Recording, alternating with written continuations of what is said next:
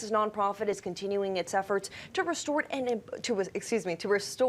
important piece of African American history. They're working to preserve the historic clay house in the Zion Hill Historic District in Nacogdoches. This is located on Boydart Street off North Lanana Street.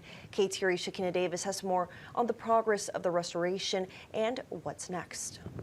This is an African American community, and of course we want to preserve everything about our heritage. The clay house was built in the 1900s by a German immigrant, J.P. Pop, for a local grocer named Charlie Clay. It was saved from demolition in 2010 by the Nacogdoches African American Heritage Project. Paul Jackson is the president of that group. He says the building represents an intricate part of the community. The pastor of this church, Zion Hill Church, actually lived there for about 17 years.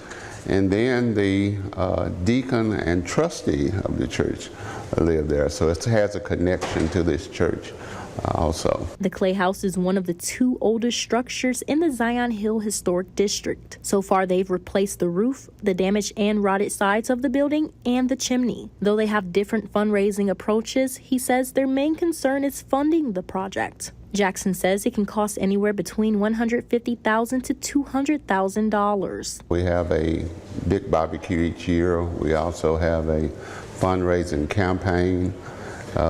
We invite people to share their resources if they have resources, to do volunteer work for us, and also to advocate for us. Once completed, he says the building will have a perfect picture on how African Americans lived. We'll have it serve as a community and cultural center, and also we'll be providing a lot of culturally themed activities for the community. Shakina Davis, KTRE, East Texas News 9.